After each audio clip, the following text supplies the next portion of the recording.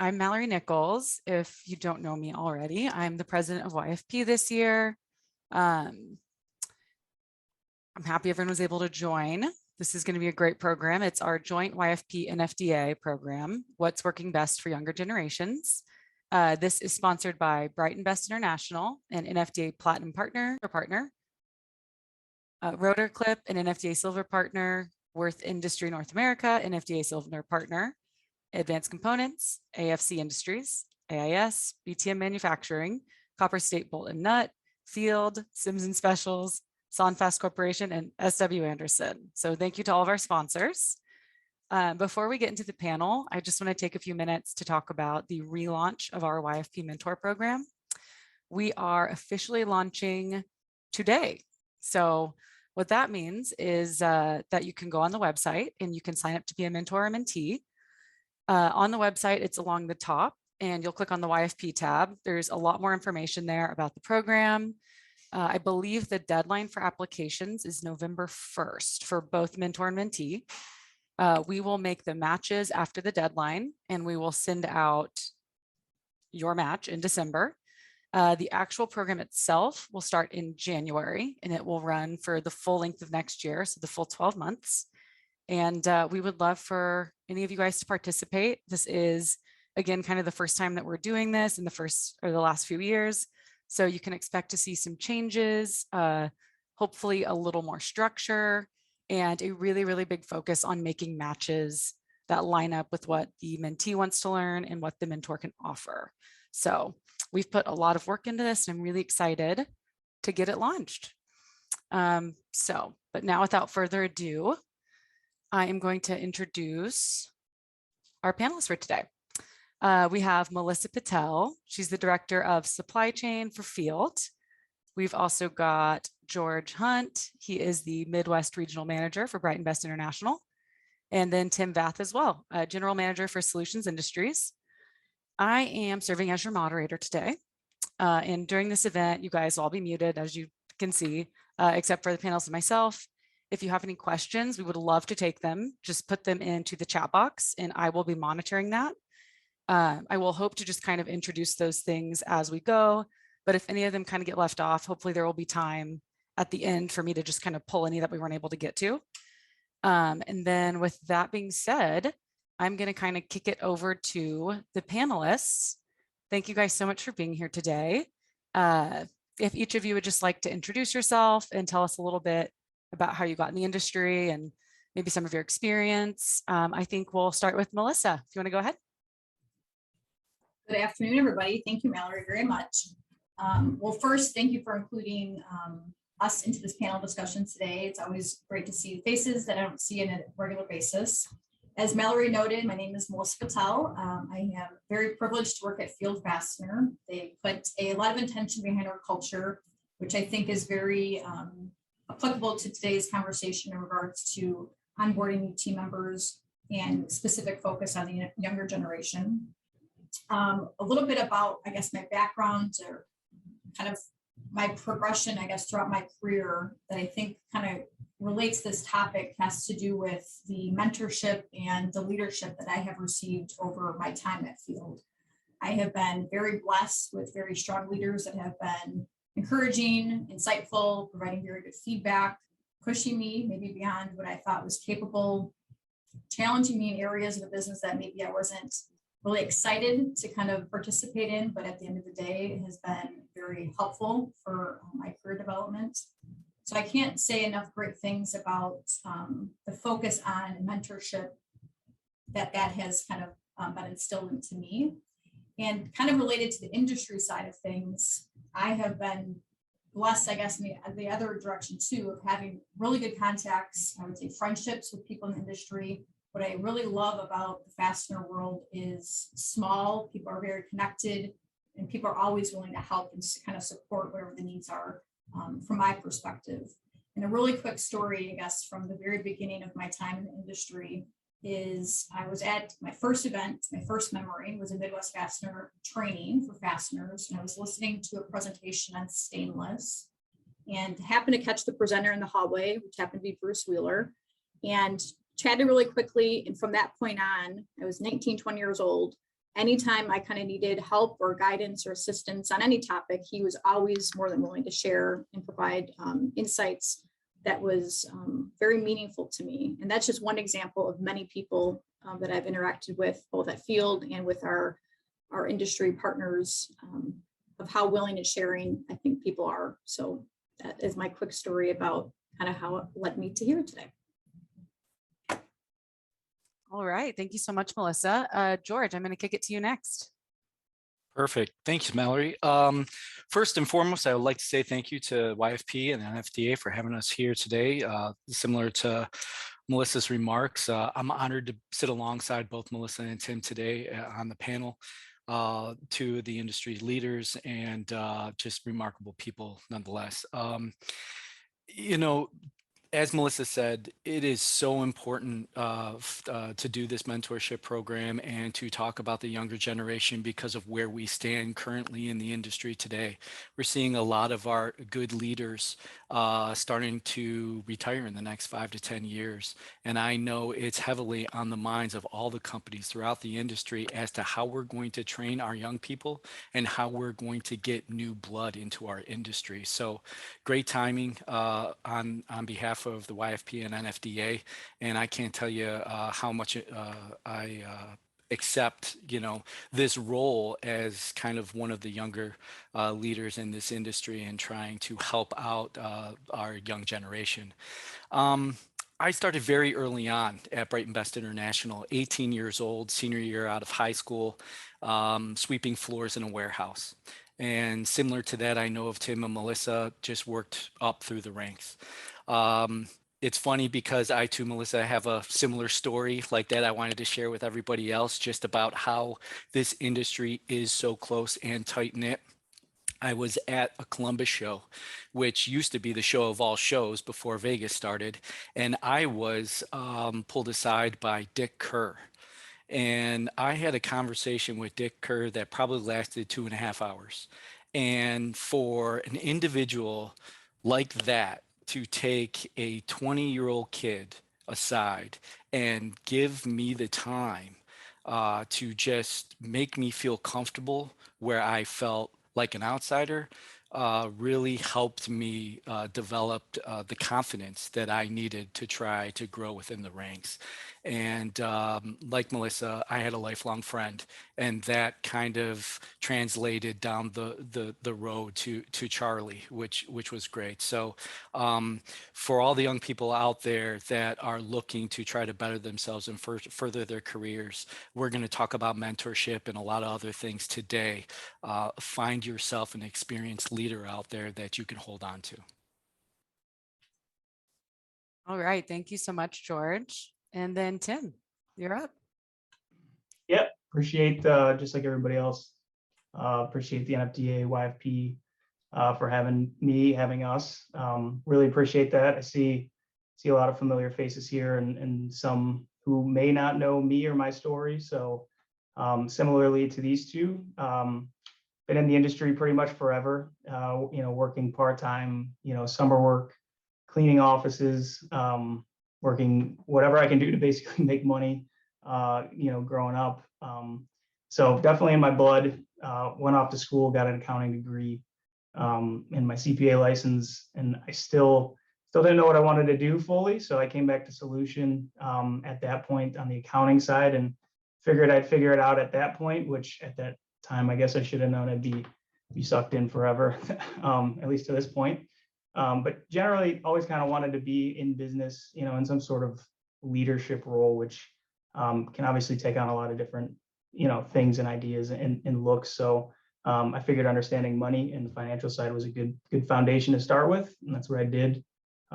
So worked my way through accounting and finance side and, got pretty comfortable there. And then I wanted to get more involved in strategy and operations and sales. And so I started down that path, and fast forward inevitably led me to this opportunity here as general manager. And I guess if I had a story or theme of all that, for me, it's been opportunity, and it kind of ties into what we're moving forward into this industry and probably the next 10 years, and is the opportunity that's out there for the young professionals. And for me, I've it's all the opportunities just come in front of me at Solution, and I've always just taken it in stride. And I think I've had really good mentors, as these guys has said, in front of me to kind of, seek me out, see that, there's some potential in me, which I'm super grateful for, and then give me that opportunity to, and put me into a position to thrive. And I think that's the whole theme of this entire panel discussion is going to be about is, how do we get people into those positions, and how do we as leaders, make that happen so we can be in a better spot moving forward in the industry. So that is me. Awesome. Thank you, Tim. That was not planned, but I'm hearing a lot of really great arguments for our mentorship program. So, if anyone wants to sign up, it is open. There was a quick question I want to address in the chat. It was, do you have to be in the fastener industry to be part of the mentor program? And I would say generally, yes, this is geared towards the fastener industry, but I think, Chris, maybe it just depends on what industry you're in. If it's something that runs alongside it very closely, it might still be of benefit. So maybe if you want to reach out to me after, we can see. But kind of piggybacking off what you guys said in your intros to kind of get this started, we're all kind of dealing with that problem of how do we facilitate the passing on of knowledge from the more experienced generation to the newer one, whether they be young or just new to the industry. How do we kind of keep that going? So I'd love to hear more about what your companies are doing or what you're doing personally as a manager to kind of, I guess, facilitate that transfer of knowledge. Does anyone feel like they want to start off, or should I just pick one of you? George, I think you're going to kick us off. Yeah, that's a great question, actually. I think knowledge is infectious, right? And with the younger generation, I think they're sponges. I really do. I think they are energetic, they're eager, they're willing to show their worth, their prowess, and they're smart. They're really, really smart. And think about all the things that they have grown up with that maybe the baby boomers and the millennials did not. And I can't tell you right now, if I need to get something done with my iPhone, I go to my 11-year-old son and it's done in 5 minutes. So I think what we are doing at Brighton-Best and what I see other associations in our industry doing is really trying to identify those individuals that are hungry and that want to learn and that want to dive into understanding the nuances of our industry. Our industry is very, it's very, I'm trying to look for the word, I apologize. There's a lot of networking that's involved. And it's not necessarily book oriented. Yes, there's a lot of technical aspects of what we do, and there's a lot of markets in which you need to understand. But some of it too, it's not what you know, it's who you know. And having those relationships to go out and pick out a Bruce Wheeler or pick out a Dick Kerr or pick out a Charlie or pick out a Tim Roberto. These are industry giants that not only understand what we need to do and how we need to do it, but have the inner knowledge of how they got it done.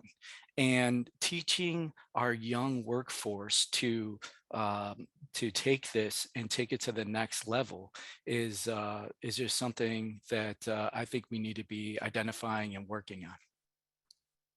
Yeah, I mean, I'll piggyback on that.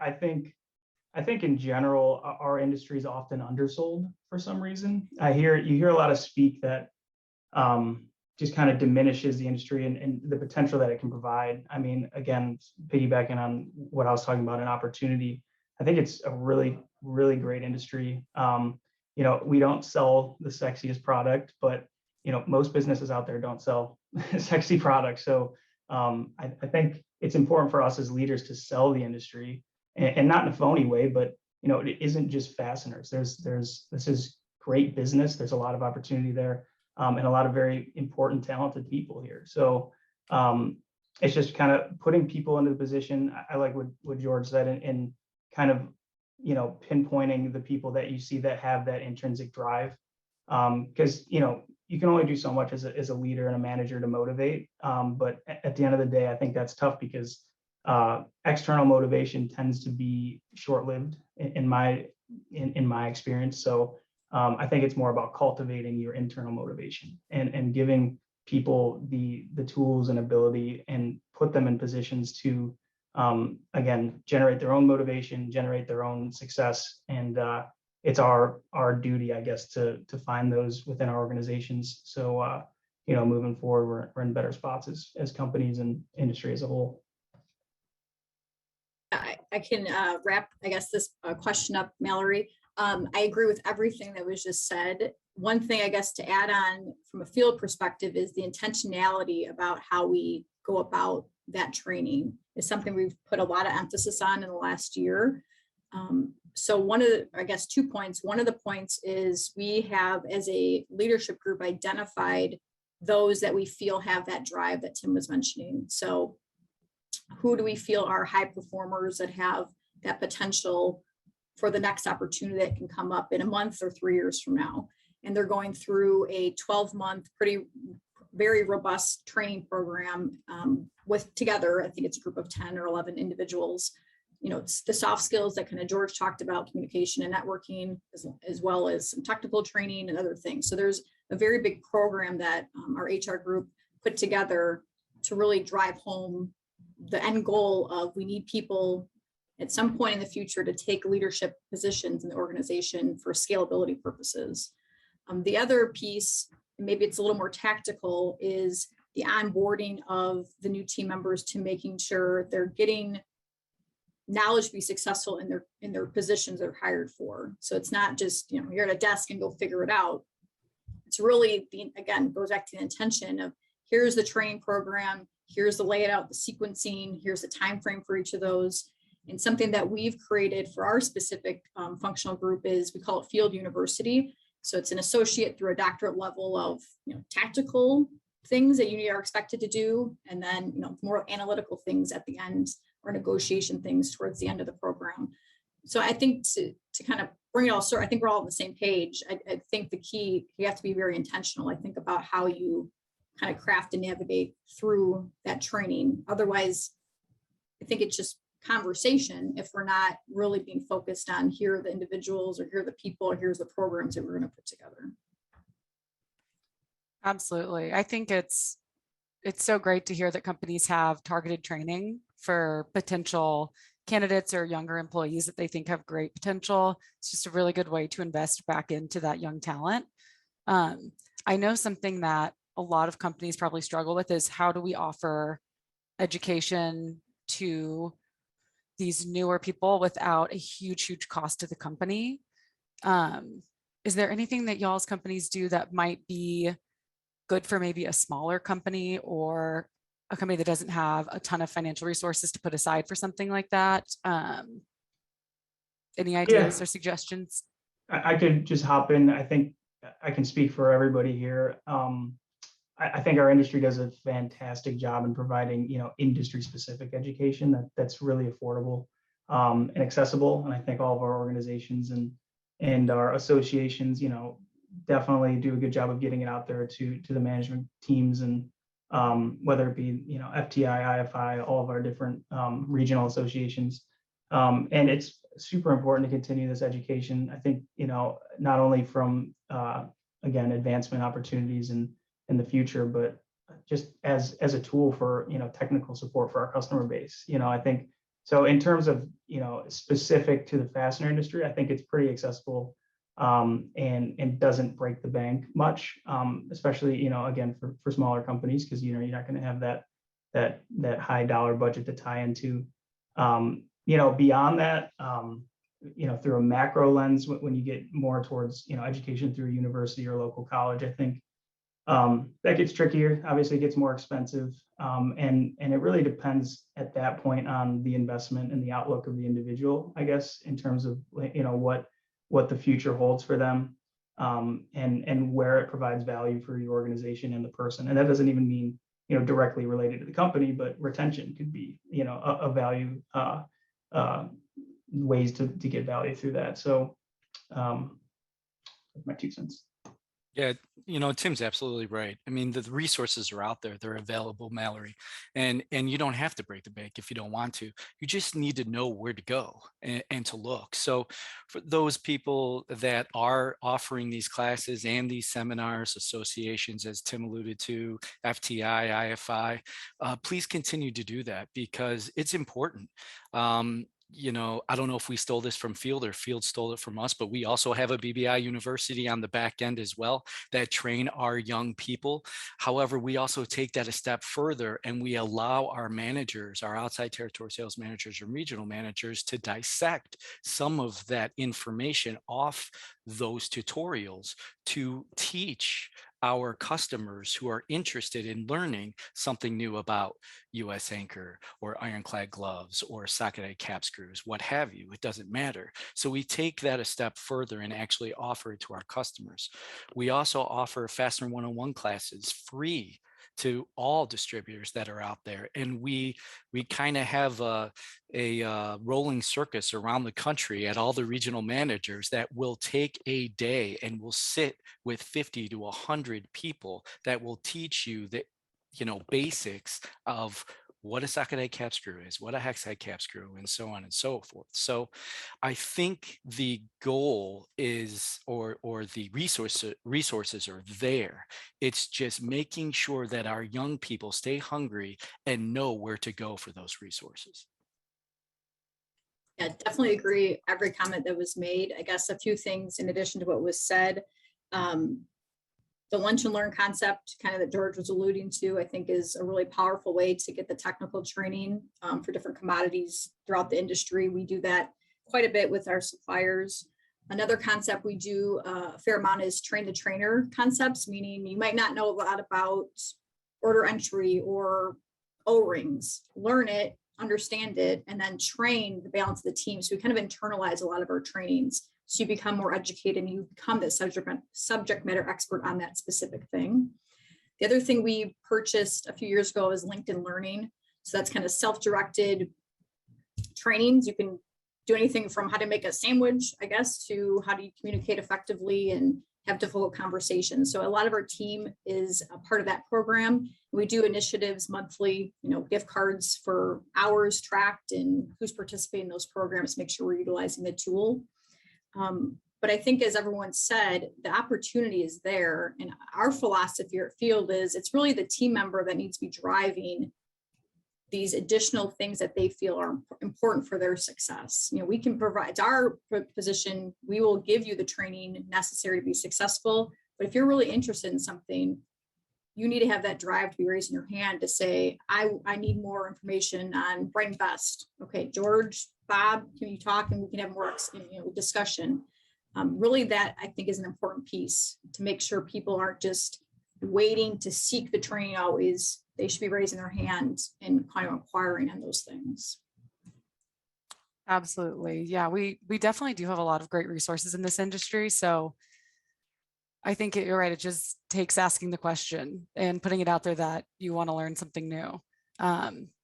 It's just in too. I think Solution Universities come in 2023. So just to get that out there. Yeah, advanced components also. We're gonna do. I'm inspired. I think kind of diving into this topic, but pivoting a little bit. As a leader, you guys all manage teams. Do you notice any difficulties between the younger generation that you have in your office and then also creating an environment for the more tenured generation? And what kind of differences have you noticed in their, not values, but what's important to them? And how do you keep that balanced? I can maybe start, and maybe my perspective here is a bit different. So we'll see, I guess, what George and Tim have to say. I think there is so much emphasis on this millennial versus baby boomer. I mean, there's so much conversation that I feel like that's almost what every generation does for the next generation that's coming up. So I don't feel like this is necessarily a new phenomenon, but it's just interesting to me because when I looked kind of preparing for the today's session, millennial, I think has a negative connotation, honestly. When someone says that, I think they're saying something in a negative way. But I mean, a millennial is a 40-year-old person at this point. So they've been in the workforce almost 20 plus years. I mean, they are, to what we said earlier, educated, motivated, making decisions, driving a lot of these organizations on this call or will be in the future. So I just think the mind shift has to change a little bit about that connotation. And they're people. I mean, from my perspective, I don't necessarily treat a millennial differently than a person that's been here for 50. I mean, the processes, the systems, there's not a difference from my perspective, how we manage or lead people. It's an individual, how we lead them and what motivates them is what we're looking for, not so much the age. So I guess that's kind of my perspective on that. I think the thing that gets probably a lot of commentary is this, again, negative connotation of lazy or maybe not hardworking. And to me, it's about the balance that people are striving for. And honestly, we all are striving for that, right? We all don't want to work 80 hours a week. We all want to have our work-life balance. We all want to be with our families.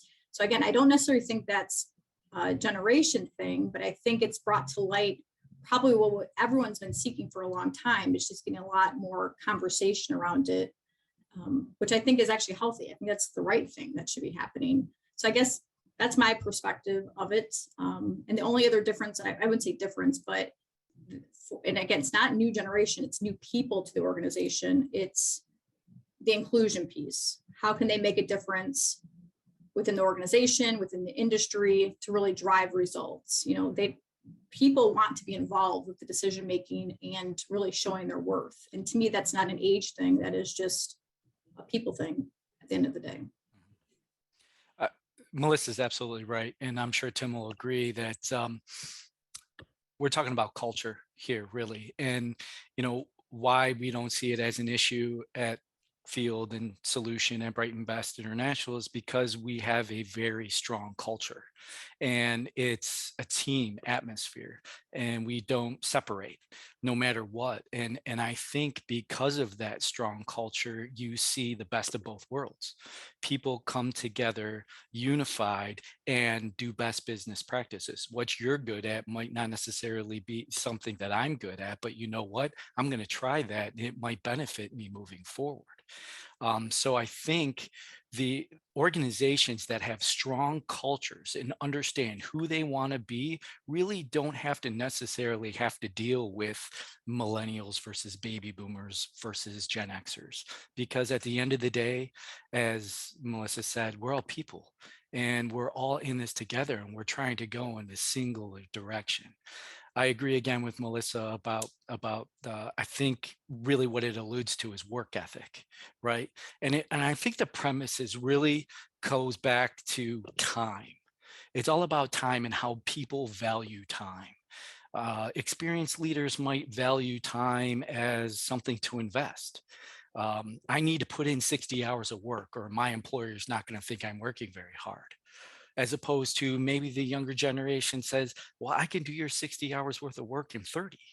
So, and my time is of the essence. It's a work hard, play hard mentality. I'm going to give you 110% and give you everything I have. But when I punch out, I'm going, I'm doing what I need to do. And to be completely honest, I think that's helped some of the experienced leaders understand the importance of I need to have a work-life balance, because I've seen my father and my grandfather before him pretty much work themselves into the ground because of all the hours that they put in. And I think now what you're starting to see is we can have our cake and eat it too. We can give 110% and give you everything we have for a dedicated period of time, and then we're going to go out and play. Yeah.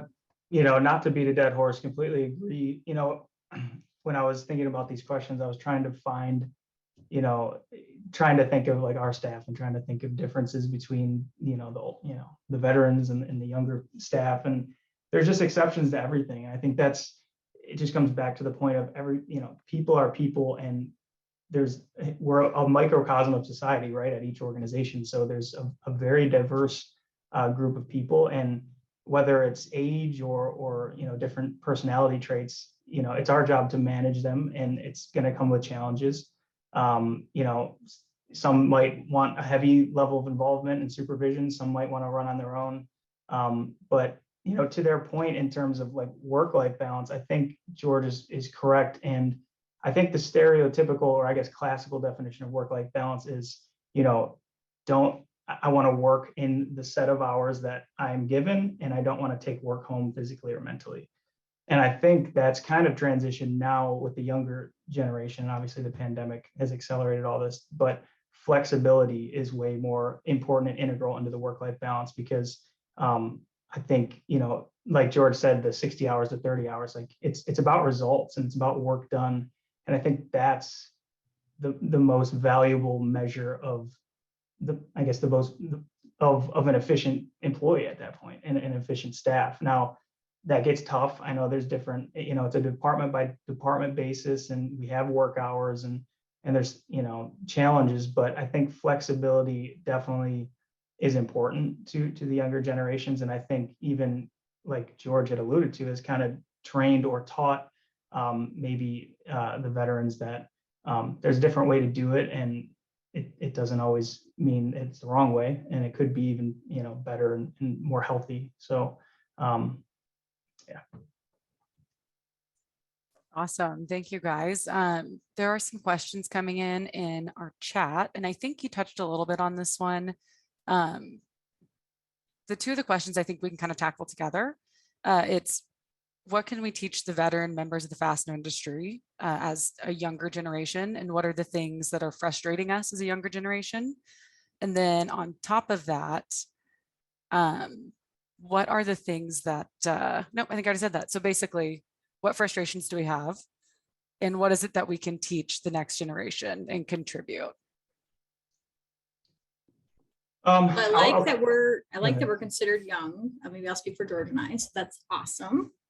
I guess my comment is kind of similar to what I said earlier. I would say the frustration that I wouldn't say I personally have, but the reality is when we categorize a group of people one way and have a connotation about them, that would be the frustrating part. So I think we've kind of talked about this quite a bit, a little bit of grouping people together and having these adjectives that represent the collective rather than the individual, I would say would be the frustrating part. And I think if the mentality that George said, if you don't have a strong culture, then I can imagine people are struggling with this. But if you do have a strong culture, to me, this is, honestly, it's not even a thing that even it's discussed very much at field. From my perspective, it's just how do we treat people? And we are encouraged when I would say new people join the organization, young or old, to bring in their experiences, their history, to challenge our status quo a little bit. I mean, we're encouraged by that and the energy that they will bring to kind of drive for the future. So for our perspective, it's all positive, and we just have to manage individuals as individuals.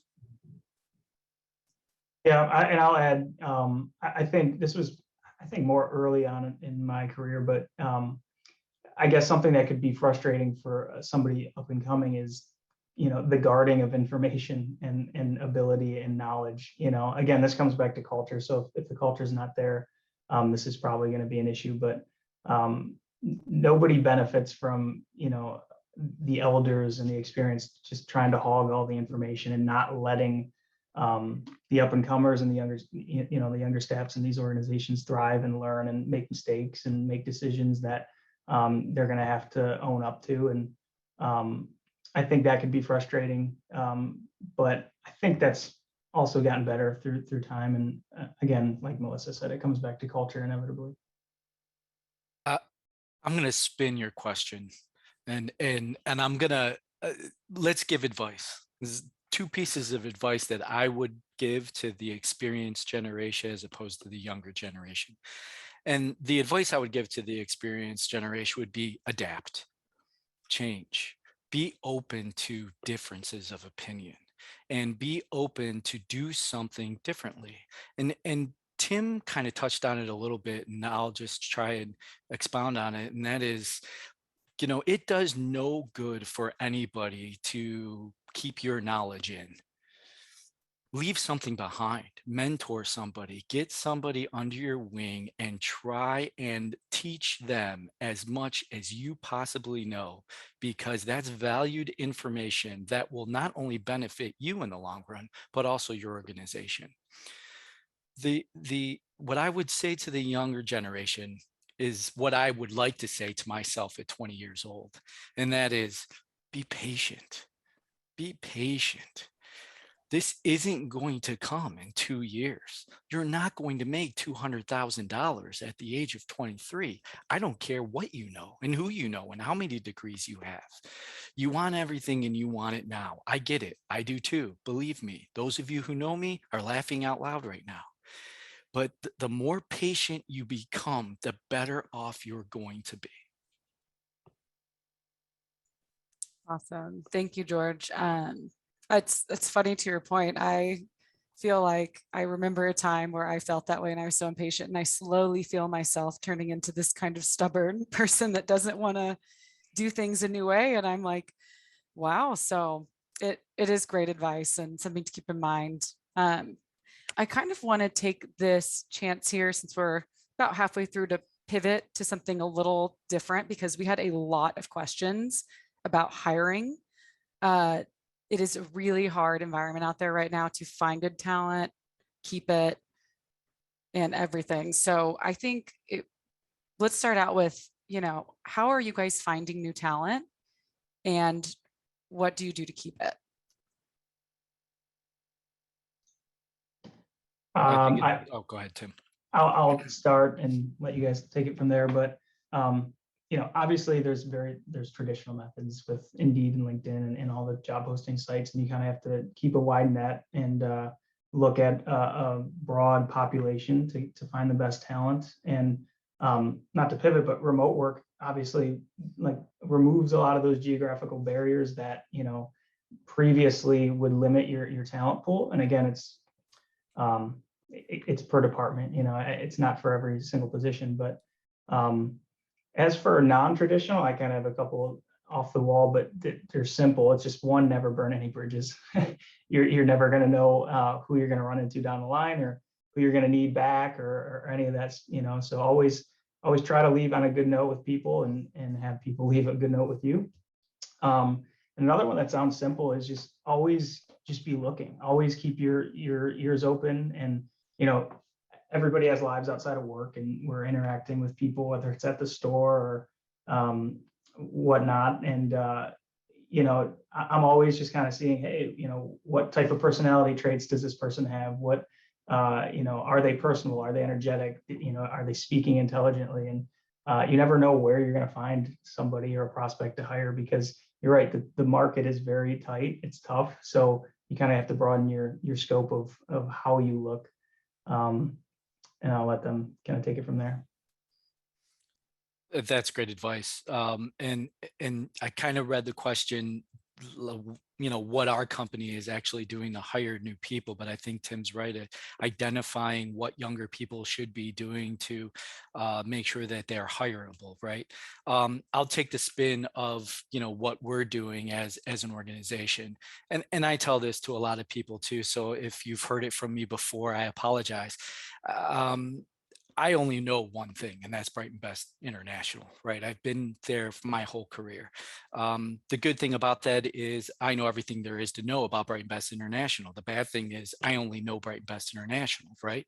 So surrounding yourself with better people than you is a must. You must absolutely do that. So what we're doing as an organization, though, what we find is that we're more successful in hiring from within. But to do that, you have to have the talent pool already there, right? To do that. We're in weird times. This too will pass. We will get to a point where we will be in whatever this new normal is going to be. So we are not always going to have the same issues and problems we're all dealing with right now. The pool will grow, and there will be good people available to go get. But what we are doing as an organization and trying to get our young people energized into our culture is what Melissa alluded to in your first question, and that is identifying those individuals that we felt not only value in that, but also value us and want to grow with our organization. For you as an individual out there seeking employment or want to get the best opportunity for you, I would simply do what Tim had suggested and always remember that this is an industry which typically you jump into and you never get out of. And it's very important that your word and your handshake mean something. I would say the only differences or things to add on from our perspective, and I had to ask HR on some of these things, is I hear things, but I wanted to make sure I stated this right. But obviously referrals is a huge thing. We do, I think it's $1,500 or $2,000 referrals for individuals that stay for 6 or 12 months at minimum. So that's been successful. I definitely agree with promoting from within is a good motivator for those that even aren't promoted, right? So they see that there's opportunity and progression within the organization.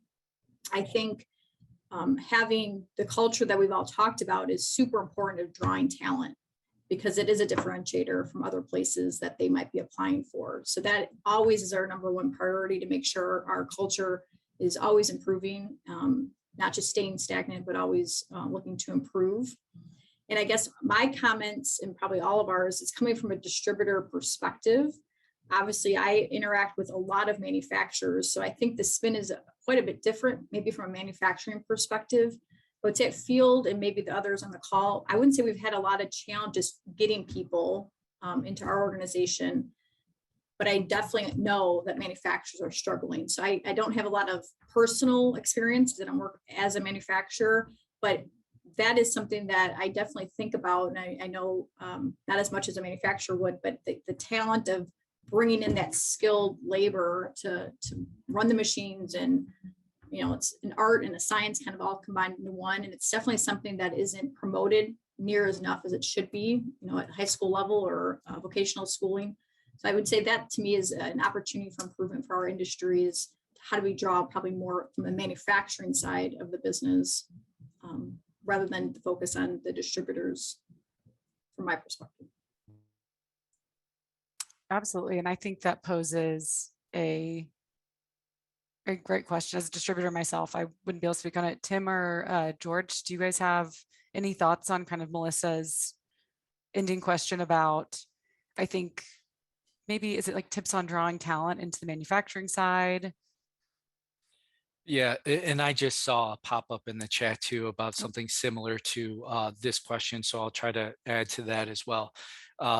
Melissa's right. This isn't a problem that we've just seen because of the pandemic. It's been ongoing now for a problem, and any manufacturer, especially domestic, will tell you trying to get headers and technicians for bolt makers is almost near impossible. No one wants to get their hands dirty. No one wants to work in a warehouse for 60 hours a week, and no one wants to learn just how to make a fastener. It is a growing concern in our industry, and one that we all collectively as leaders need to figure out and help our manufacturers fix this problem. There are associations, trade associations, and we have to get back to our high schools. We have to get back to our high schools and let them know that there are options. And I know Melissa hates this, but I'm going to say millennials anyway.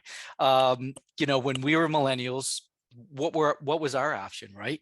Our moms and dads were saying, you're going to college. There was no if, ands, or but about it.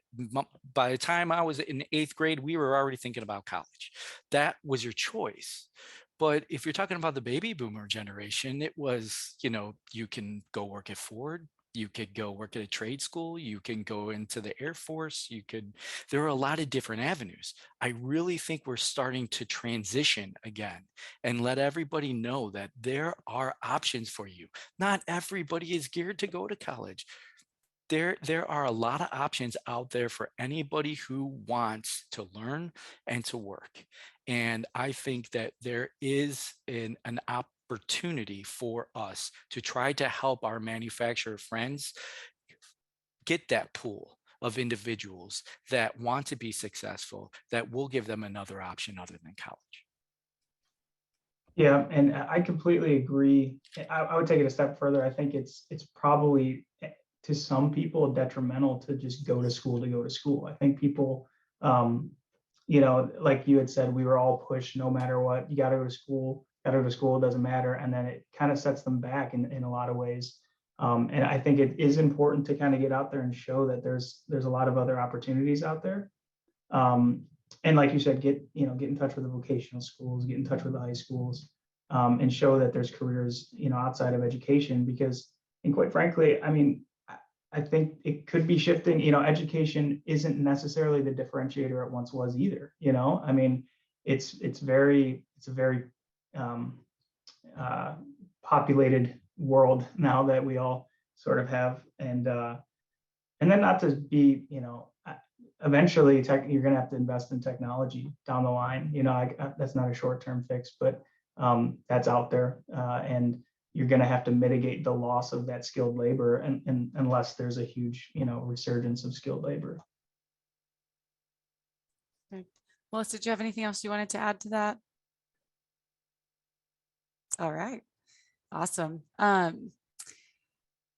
Thinking about these kind of, new employees or new to industry, for this question, whether they're young or, have experience in the workforce, what are the benefits that someone who has never worked in our industry before can bring to your company versus maybe someone that's been in the industry for several years?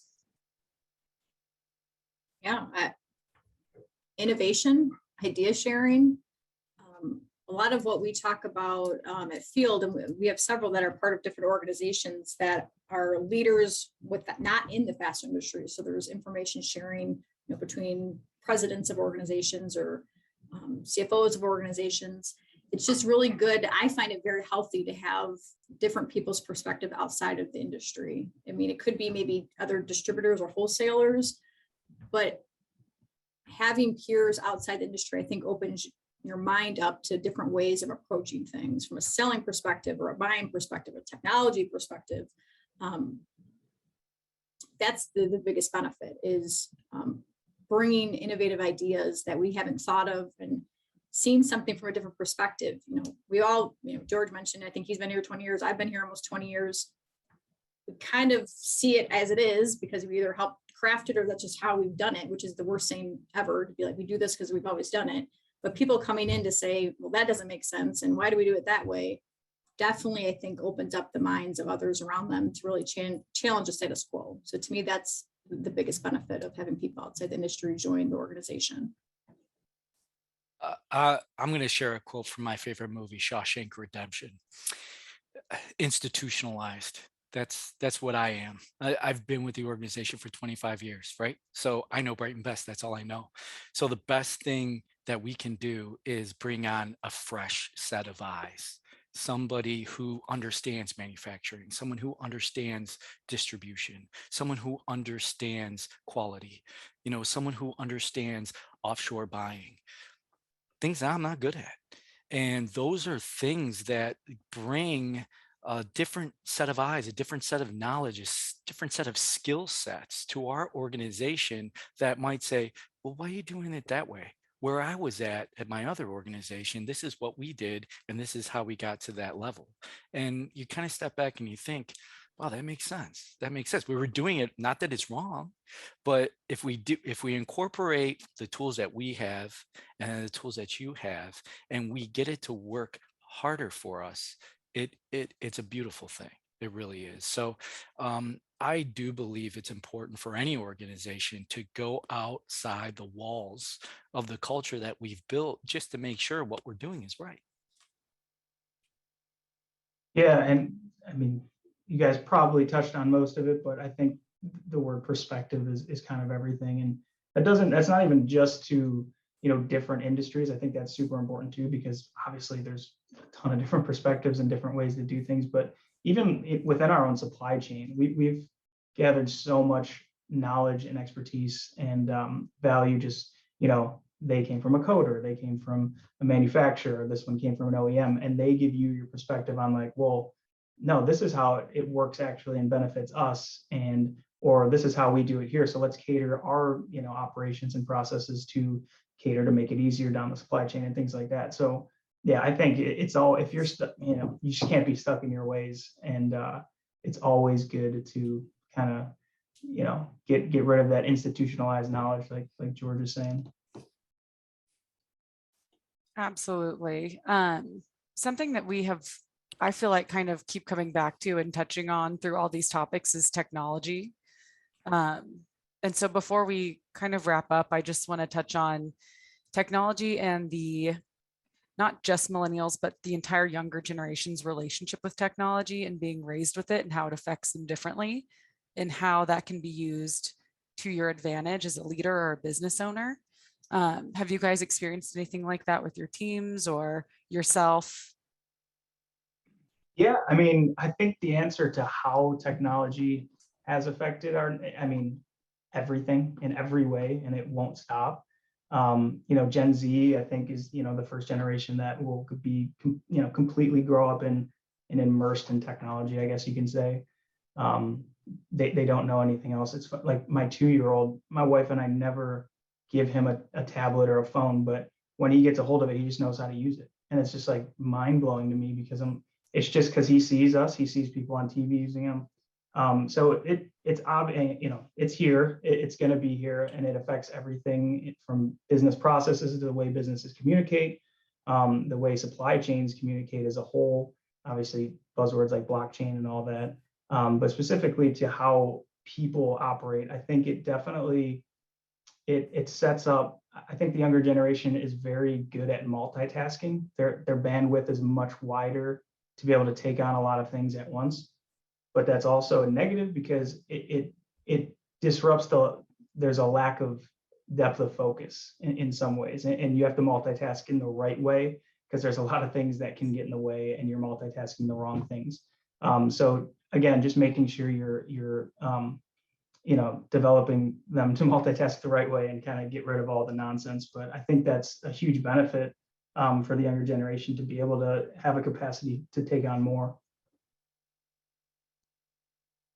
I can take a crack at this one. So I agree with everything Tim said. Technology has been here for a long time. It's obviously not going to go back to the ways of earlier days. I think Tim also mentioned very early on in the session opportunities that are there. And to me, this is a great way for anyone joining the organization to make a difference and to have an opportunity for growth. And I have a very specific example, I guess I can share. And we migrated a field about 2 years ago to provide decision support metrics, and we utilized the tool Power BI. So many of you may be familiar with it, perhaps not. But about 2 years ago, we moved to this model where we can see data in real time and make quick decisions. It tells us immediately a customer or a problem, presents it right to us. We don't need to hunt and search and kind of navigate through thousands of different SKUs to find the issues. Major game changer for us. And I bring this up because we did 0 in this 2 years ago. And the only reason we're in this now is because we had a person, younger person, come to the organization. He already was in the organization, knew nothing about it, and was driven. He heard about it, learned it, went to school, went schooling for it, YouTubed it. He developed the entire process that we are now utilizing, and now we're scaling it throughout the organization. That's just an example of how technology can, one, benefit the organization for better results, but also provide opportunity for people to really make a difference and impact in the organization. Yeah, Melissa's right on. It's all about mining data, right? How you take that data and make informed decisions and how quickly you can do that. Those organizations that can do that successfully are more successful than not.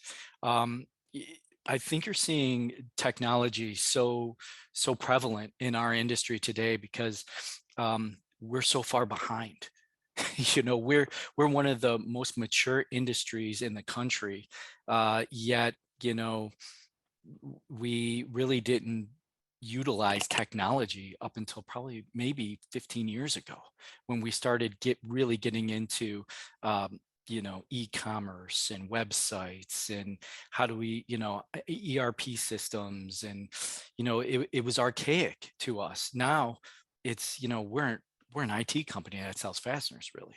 So it's all about understanding how technology can grow your organization scalably, and how look, there's so many SKUs that comes into us on a daily basis. How we internalize those SKU sets and how we capture those opportunities helps us from a technology perspective.